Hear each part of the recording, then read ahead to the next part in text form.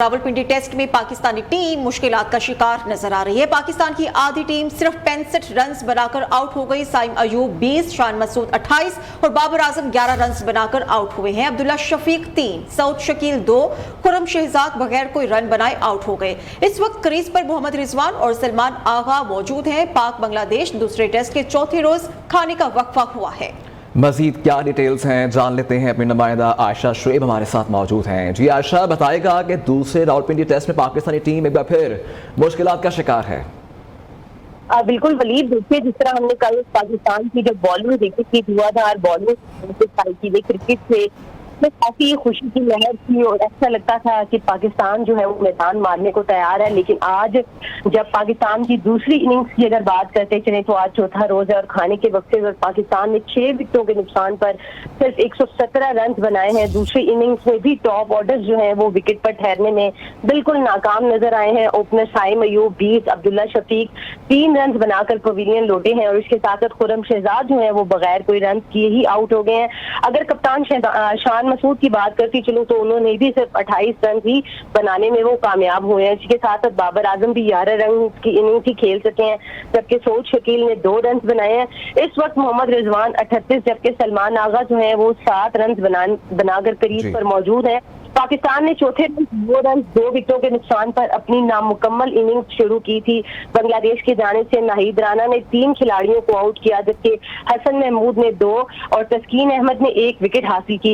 इस वक्त पाकिस्तान जो है वो शदीद मुश्किल का शिकार नजर आ रहे हैं और जितने भी शायकीन क्रिकेट हैं वो दुआगो भी हैं कि आज पाकिस्तान के पास अभी भी वक्त है। अगर उनके जो मोहम्मद रिजवान है, सलमान आगा है, अगर वो अच्छा परफॉर्म कर जाते हैं तो मजीद जो है वो बांग्लादेश को थोड़ी मुश्किलात का सामना जो है वो करना पड़ सकता है। लेकिन जिस तरह हमने देखा कि 75 रन पर उनकी 5 विकेट जो है वो गिर चुकी थी, उस पर पाकिस्तान आज भी मुश्किल का शिकार नजर आ रहा है और खाने के वक्फे पर पाकिस्तान जो है वो 6 विकेटों के नुकसान पर सिर्फ अभी तक 117 रन ही बना सका है। दूसरी इनिंग्स में भी टॉप ऑर्डर जो है वो विकेट में ठहरने पर नाकाम नजर आए हैं। जितने भी शायकीन क्रिकेट है उनका यही कहना है कि आज पाकिस्तान से सिर्फ वो दुआगो हैं कि पाकिस्तान के लिए जो उनके बाकी जो बचे हुए प्लेयर्स हैं उनसे ही तमाम उम्मीदें लगा कर रखी हुई है। उन्होंने आज वो कुछ अच्छा खेल जाए और इसके साथ साथ जितने जो बाकी हमारे खिलाड़ी थे जिनमें सऊद शकील ने सिर्फ 2 रन बनाए और इसके साथ साथ बाबर आजम भी सिर्फ 11 रन ही बनाने में कामयाब हुए हैं। जी ठीक है, आयशा हमारे साथ मौजूद थी और डिटेल से हमें अपडेट कर रही थी। बहुत शुक्रिया आपका। आपको बताएं कि ठट्टा में कच्चे रास्तों पर एम्बुलेंस का गुजरना भी मुहाल हो गया है। 2 हामला खवातीन अस्पताल जाते हुए रास्ते में ही दम तोड़ गई हैं। नवाही देहात कार्ड और जामन मलाह के दोनों हामला खवातीन को एम्बुलेंस पर अस्पताल मुंतकिल किया जा रहा था। बारिश के बाइस रास्ता खराब और पक्की सड़क न होने से अलमनाक वाकया पेश आया। डिटेल्स क्या है, ताज़ा गुल से हम जान लेते हैं। ताज़ा गुल बताएगा क्या हालात है इस वक्त कच्चे के रास्तों की? जी बिल्कुल, अगर हम हालात की बात करें तो हालात बिल्कुल जो साहिली इलाका है मीरपुर साकरो, उसकी बहुत हालत ख़राब लगी पड़ी है। आज भी जो है मीरपुर साकरो का जो यूसी काकड़ान है, जिसका नवाई गांव है काकड़ो और जामन मला, जिसकी रिहायशी 2 हमला खातून को जो है अस्पताल मुंतकिल करने की कोशिश के दौरान जो है रास्ते बंद होने और कच्चे होने के बायस जो है एम्बुलेंस भी फंस गई थी, जिसके बाद ये दोनों हमला खवातीन, जिसकी एक की शनाख्त जो है मिस्मात करीमा जोजा और मला, जबकि दूसरे की जो है करीमा के नाम से हुई है, ये दोनों खवातीन जो है रास्ते में दम तोड़ गई और अस्पताल न पहुंच सकी है। और इस वक्त भी पानी काफी खड़ा हुआ है कि लाशें घर पहुंचने पर जो है वर्षा में शदीद कहराम मच गया है और रास्ते बर वक्त अस्पताल। शुक्रिया आपका ताज़ा गुल। कराची साइट एरिया में अफसोसनाक ट्रैफिक हादसा पेश आया। मुसाफिर बस ने मोटरसाइकिल सवारों को कुचल डाला। 1 शख्स जान बहक जबकि 6 जख्मी हो गए। इब्तदाई तहकीकात के मुताबिक हादसा तेज रफ्तार बस की ब्रेक फेल होने की बाइस पेश आया। बस का ड्राइवर मौके से फरार हो गया है। रेस्क्यू एहलकारों ने जख्मियों को इलाज के लिए करीबी हॉस्पिटल मुंतकिल कर दिया है। मियां वाली में पुलिस चेक पोस्ट पर दहशतगर्दों का हमला नाकाम बना दिया गया है। कबूल खेल चेक पोस्ट पर दहशतगर्दों का रॉकेट लॉन्चर्स और हैंड ग्रेनेड से हमला हुआ और 2 पुलिस एहलकार मामूली जख्मी हुए हैं। पुलिस के जवानों ने बहादुरी से मुकाबला करते हुए हमले को नाकाम बना दिया। दहशतगर्दों ने रात की तारीकी का फायदा उठाते हुए पुलिस चौकी पर हमला किया। DPO मियां वाली अख्तर फारूक की सरबराही में पुलिस टीम ने दहशतगर्दों का डट कर मुकाबला किया। IG पंजाब ने हमला नाकाम बनाने पर मियां वाली पुलिस की तारीफ की है और पंजाब पुलिस के सरबराह का कहना है कि दहशतगर्दों का हर जगह भरपूर मुकाबला किया जाएगा।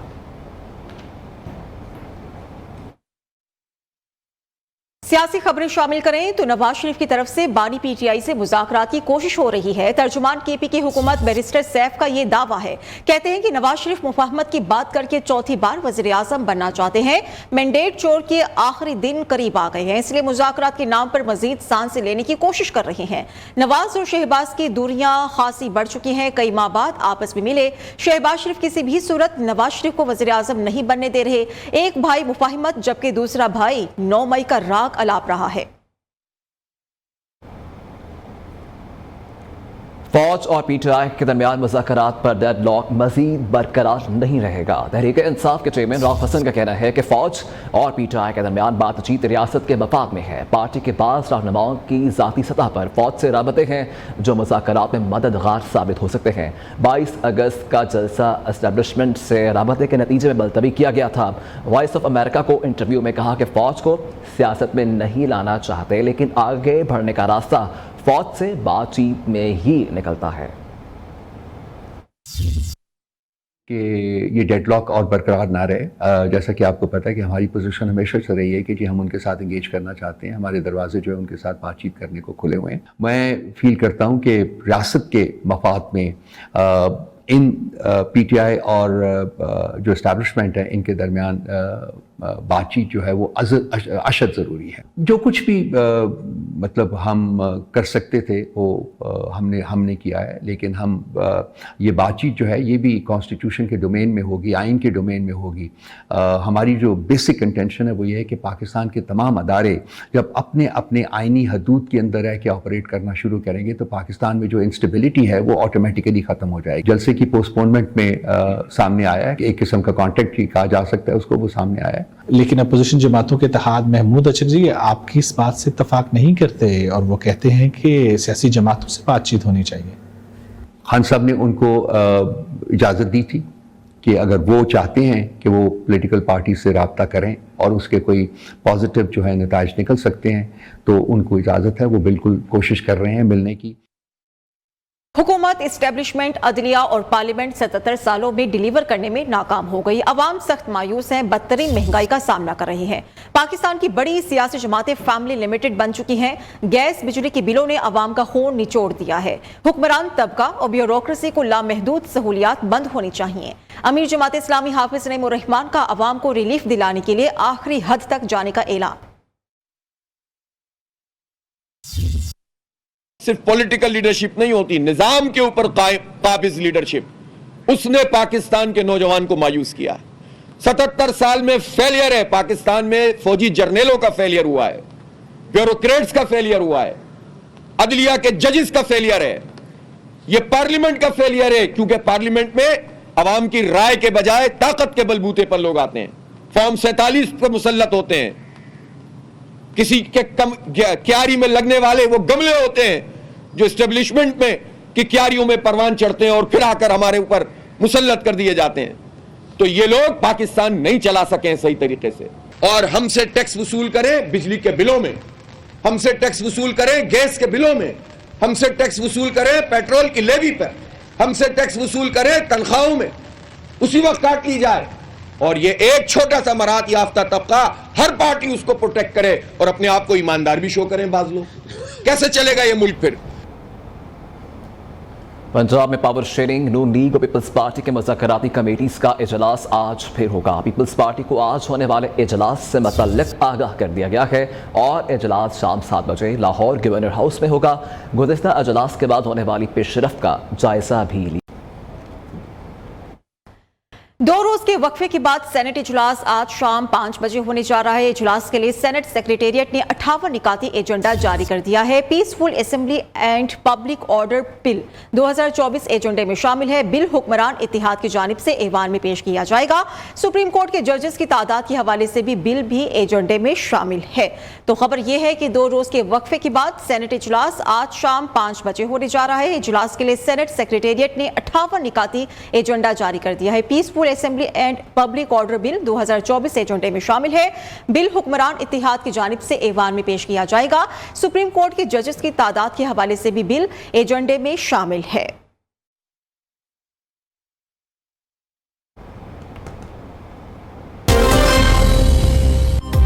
ठट्ठा में बारिशों के बाइस कच्चे रास्तों का बुरा हाल, एम्बुलेंस का गुजरना भी मुहाल हो गया। 2 हामला खवातीन हॉस्पिटल जाते हुए रास्ते में ही दम तोड़ गईं।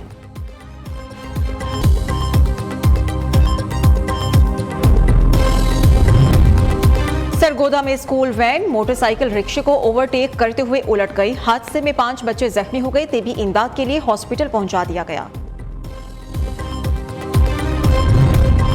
म्यो हॉस्पिटल लाहौर में सीटी स्कैन मशीन की तनसीब के लिए दरखास्त पर समात। लाहौर हाईकोर्ट ने सीटी स्कैन मशीन लगाने के बारे में रिपोर्ट तलब कर ली।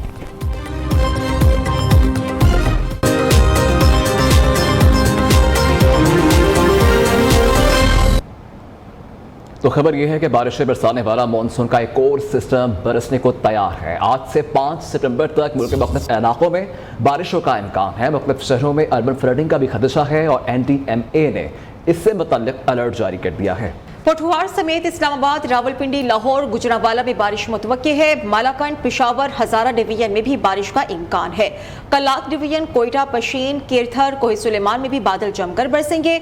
सिंध के मुख्तलिफ इलाकों में मानसून बारिशों का सिलसिला 3 से 4 सितंबर तक जारी रहने का इम्कान है। शदीद बारिश के नतीजे में शहरों में सैलाबी सूरत हाल, जबकि नशेबी इलाके ज़ेरियाब आने का खतरा है। NDMA ने तमाम महकमों को अलर्ट रहने और हिफाजती इकदामात यकीनी बनाने की हिदायत की है।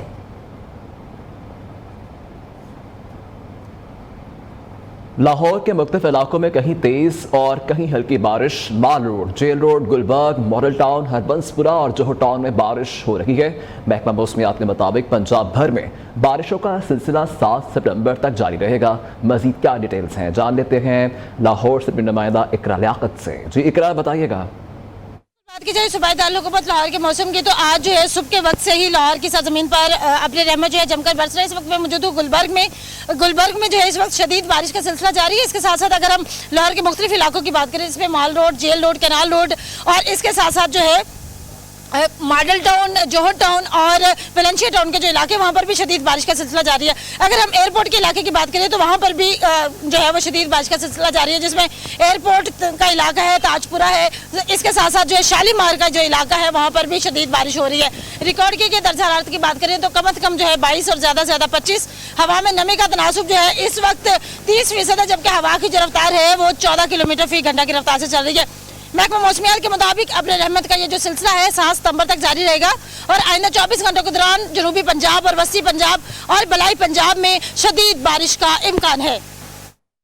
बदीन में बल्दिया के नाकिस इंतजामात से निकासी आब बुरी तरह मुतासिर है। तालीमी इदारों में बारिशी पानी होने से तदरीसी अमल मुअत्तल हो चुका है। हालात क्या है, मुर्तज़ा मेमन हमें दिखाएंगे।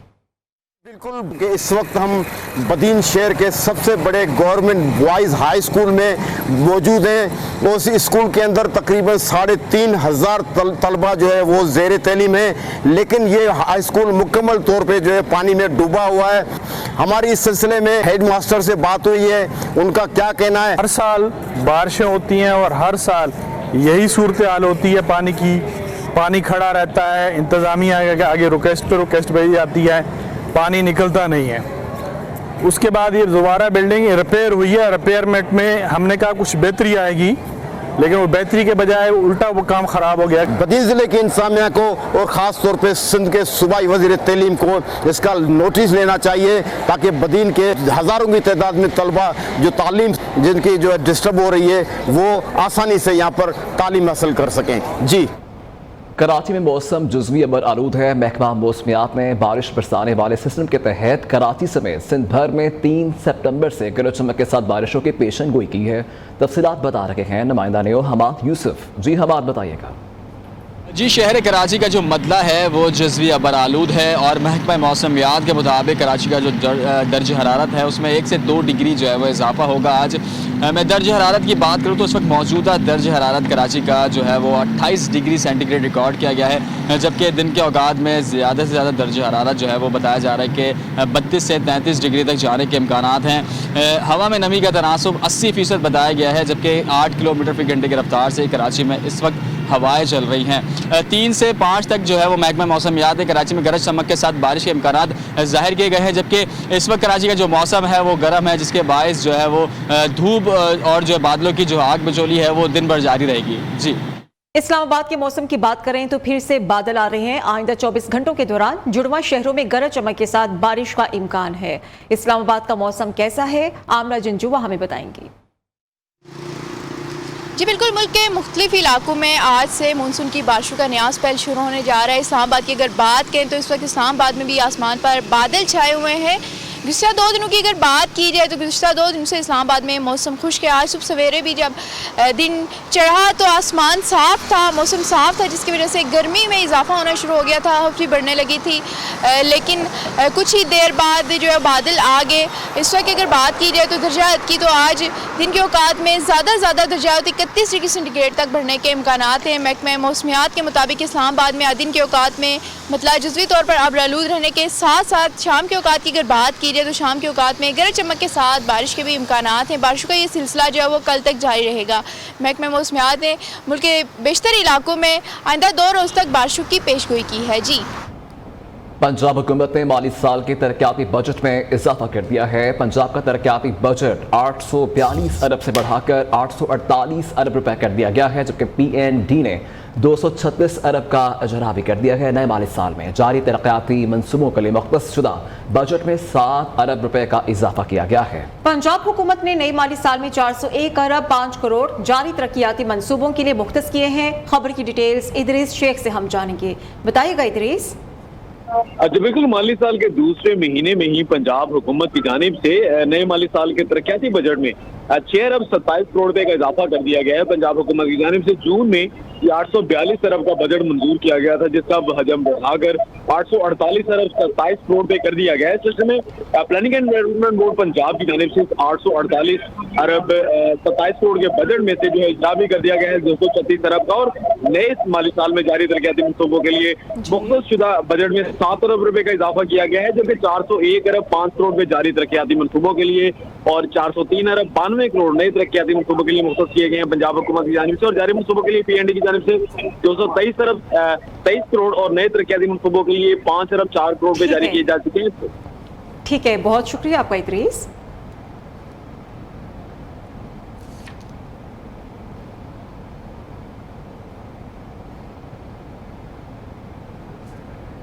वज़ीर आला सिंध मुराद अली शाह की ज़ेर सदारत इजलास हुआ है और कराची पोर्ट टर्मिनल से जाम सादिक पुल तक एक्सप्रेस वे बनाने का फैसला किया गया है, जबकि NED technology park marble city मंसूबे की पेशरफ्त का भी जायजा लिया गया है। आपको अपडेट करके गए इस इजलास से मुतल्लिक के वज़ीर आला सिंध मुराद अली शाह की ज़ेर सदारत ये इजलास हुआ है। मजीद हमें अपडेट करेंगे हमारे नुमाइंदे शफकत अजीज़ हमारे साथ मौजूद हैं। जी शफकत, इजलास से मुतल्लिक अपडेट कीजिएगा। देखिए, वज़ीर सिंध सैयद मुराद अली शाह की ज़ेर सदारत पब्लिक प्राइवेट पार्टनरशिप बोर्ड का 45वां इजलास आज जो है वज़ीर हाउस में हुआ है। बोर्ड इजलास में सूबाई वज़रा और जो दीगर मुतल्लिका हुकाम थे वो शरीक थे। वज़ीर सिंध ने कराची पोर्ट टर्मिनल से जाम सादिक पुल तक एक्सप्रेस वे बनाने का जो फैसला किया है, ये नया एक्सप्रेस वे 12.5 किलोमीटर जो है वो एलिवेटर यानी कि पुल की सूरत में होकर बाकी जो हिस्सा होगा वो जमीन पर होगा। रोड जो है वो KPG टर्मिनल से जाम सादिक के पुल के पास मरीज एक्सप्रेस वे से मिलेगा, क्योंकि ये तमाम जो ट्रैक है ये ट्रैफिक से बचाने के लिए जो है वो बनाया जा रहा है और तमाम जो हैवी ट्रैफिक है वो इसी रास्ते से जो है वो गुजारा जाएगा। इसके साथ साथ NED टेक्नोलॉजी ठीक है शफकत, बहुत शुक्रिया आपका। शहरी इक़्तिदार शदीद एहतजाज की लपेट में है। D चौक, चाइना चौक और पोली क्लिनिक चौक कंटेनर्स लगाकर बंद कर दिए गए हैं। D चौक की सूरत हाल क्या है, फरहाद खोखर हमें दिखाएंगे। जी बिल्कुल, शहर इक़्तिदार इन दिनों शदीद एहतजाज की लपेट में। एक तरफ तो PWD के मुलाजमीन एहतजाज कर रहे हैं, दूसरी तरफ यूटिलिटी स्टोर के मुलाजमीन जो आज 7वें रोज़ भी सरापा एहतजाज है। उनका यही कहना है कि हमारे मुतालबात जो हैं वो तस्लीम किए जाए, यूटिलिटी स्टोर की बंदिश का नोटिफिकेशन जो है वापस लिया जाए। यहाँ हफ्ते के रोज़ भी एक सेफ गज़ा नाम से एक रैली आई थी डी चौक इस्लामाबाद में, जहाँ पर गिरफ्तारियाँ भी हुई। यकीन दहानी के बाद उनको रिहा तो कर दिया गया, लेकिन इंतज़ामिया की जानिब से इस्लामाबाद में दफ़ा 144 नाफिज की गई है। किसी को भी जलसे जुलूस, रैली या धरने की इजाज़त नहीं है।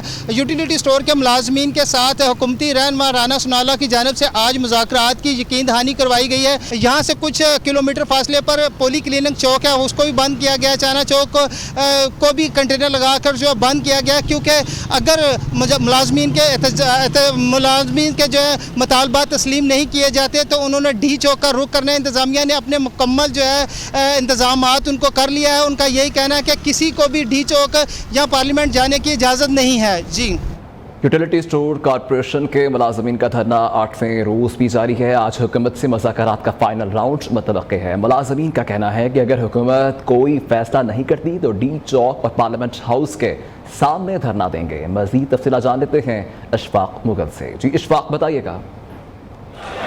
जी बिल्कुल, हम इस वक्त यूटिलिटी स्टोर कॉरपोरेशन के हेडक्वार्टर के बाहर हैं, जहां यूटिलिटी स्टोर कॉरपोरेशन के मुलाजमीन की एक बड़ी तादाद जो है वो यहां एहतजाज कर रही है। और ये एहतजाज बुनियादी तौर पर जो है वो यूटिलिटी स्टोर कॉरपोरेशन की जो निजकारी के हवाले से हुकूमत ने फैसला किया है, इसको रोकने के लिए किया जा रहा है। इन मुलाजमीन का जो कहना है जो कि इस इदारे की निजकारी का अमल रोका जाए, और गुज़श्ता 8 रोज़ से यहाँ वो एहतजाज के लिए बैठे हुए हैं। तो इस हवाले से जो है वो चूँकि हुकूमत ने जो है यकीन दहानी कराई हुई है कि अपने पीर के हवाले से इस हवाले से जो है वो कोई फैसला कर लिया जाएगा, तो आज जो है वो इम्कान है कि जो हुकूमती नुमाइंदों और utility store Khyber Pakhtunkhwa police का एहलकारों को अकसात पर बिलासूद मोटरसाइकिल्स देने का फैसला। मोटरसाइकिल पुलिस एहलकारों को वेलफेयर फंड से दी जाएंगी। मोटरसाइकिल की किस्त की कटौती माहाना बुनियादों पर तनख्वाहों से की जाएगी। इस पर हम बात करेंगे। मोहम्मद आलमज़ेब हमारे साथ मौजूद है, बताइएगा आलमज़ेब। आलमज़ेब सुन पा रहे हैं तो इस खबर की डिटेल्स दीजिएगा। जी ठीक है आलमज़ेब, बताइएगा खैबर पख्तूनख्वा पुलिस की तरफ से एहलकारों के एक साथ पर बिलासूद मोटरसाइकिल्स देने का फैसला हुआ है, क्या डिटेल्स हैं इस फैसले की?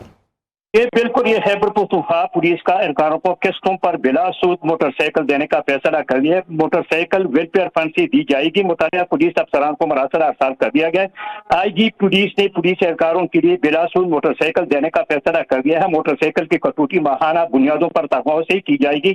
मोटरसाइकिल पुलिस एहलकारों को ख्वाहिश के मुताबिक खरीदी जाएगी। जी शुक्रिया आलमज़ेब। फैसलाबाद थाना मंसूराबाद के इलाके में कपड़े की दुकान पर चोरी हुई है। चोर 3.5 लाख रुपए का कपड़ा ले गए हैं, जबकि फुटेज में चोरों को दुकान के ताले तोड़कर कपड़ा उठाते हुए साफ देखा जा सकता है। आपको अपडेट करके हैं इस खबर से मुतल्लिक। फैसलाबाद थाना मंसूराबाद के इलाके में कपड़े की दुकान पर चोरी हुई है और चोर 3.5 लाख रुपए का कपड़ा ले गए हैं। इससे मुतल्लिक हमें मजीद अपडेट करेंगे फैसलाबाद से हमारे नुमाइंदा जवेरिया नज़ीर हमारे साथ मौजूद हैं। जी जवेरिया, आगाह कीजिएगा इस खबर से मुतल्लिक। डकैती की कंट्रोल हो चुकी है। ना सिर्फ चोर जो है दिन दिहाड़ी शहरियों को लूट लेते हैं, बल्कि रात के जो चोरी की वारदातों में भी इजाफा हो गया। थाना मंसूराबाद का इलाका 204 पर कपड़े की दुकान है, जहां पर चोरों की जानिब से जो है वो बड़ी वारदात की गई है, जिसमें लाखों रुपए मालियत का कपड़ा जो है वो चोर लेकर फरार हो गया, जिसकी CCTV फुटेज जो है वो भी न्यूज़ को वसूल हो गई है। फुटेज में चोरों को दुकान के ताले तोड़कर कपड़ा उठाकर ले जाते हुए देखा जा सकता है। पुलिस ने मौके का मुकदमा तो दर्ज कर लिया हमेशा की तरह, लेकिन ताहार चोरों का कोई भी सुराग जो है वो नहीं लगाया जा सका। मुतासिर दुकानदार की जानिब से मुतालबा किया जा रहा है कि पुलिस अफवाम जो है वो चोरी और डकैती की बढ़ती हुई वारदातों को कंट्रोल करने के लिए कोई हिकमत अमली अपनाए और उनके मुल्जिमान को जो है वो भी तलाश किया जाए। जी ठीक है जवेरिया, बहुत शुक्रिया आपका।